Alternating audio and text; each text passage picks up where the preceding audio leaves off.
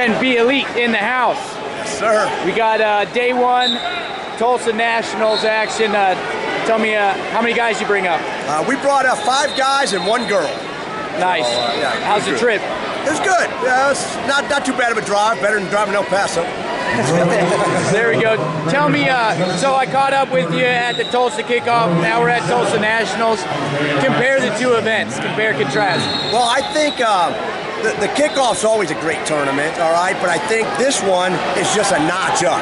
You know, everybody is training now. That one still, it's a kickoff, so everybody's kind of just getting in the flow of things. Now, everybody's in the heart of the season, so everybody's after it now. So competition's already good. Early rounds, seen a couple of top guys get knocked off. So nice. So let me ask you so you as a coach, from a preseason event to mid-season, how do you like hone your skills? Do you feel different as a coach? How's that? Yeah, well, see, in my club, our philosophy is early on, we train always to peak at the end of the year. You know, I know a lot of people train to win every tournament, but that's not the philosophy I push. I want our kids to gradually increase until the end of the year so that they're on an upward slope the whole time.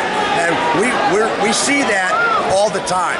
Our guys will lose to guys early in the season, but as the season goes on, we'll beat those people. And at the end of the year, we really beat them. So that's the philosophy I use. So we make sure our kids don't stress over anything. We want them to always know they're getting better. It's a process all along.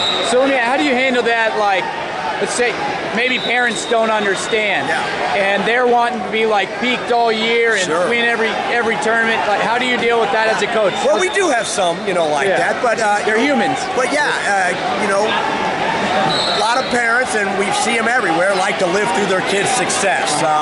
I preach every day. I make sure I talk to the parents and the kids about that, our philosophy and how we train, and make sure they understand it's a long-term goal.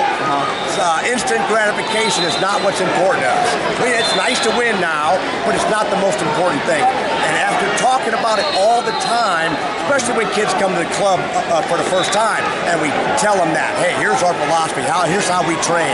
And we're looking at them being involved in the sport long term, not just for, I'm not interested in a 7 or 8 year old state champ or national champ. I want them to get to high school and still love the sport, still be good at it, still be improving, and then go on after that if they still want.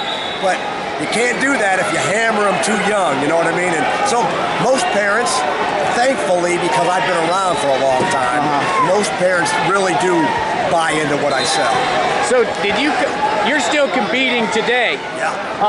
Is that did you have that philosophy with yourself? Because clearly you still love the sport, not just you're involved coaching, but you're traveling the world wrestling. Yeah, well, it took a long time for me to learn it. And that's why I tell the kids and the parents, a lot of my philosophy was built over years of personal failure as well as success. But a lot of things I did the wrong way coming up, like most of us did when we were young.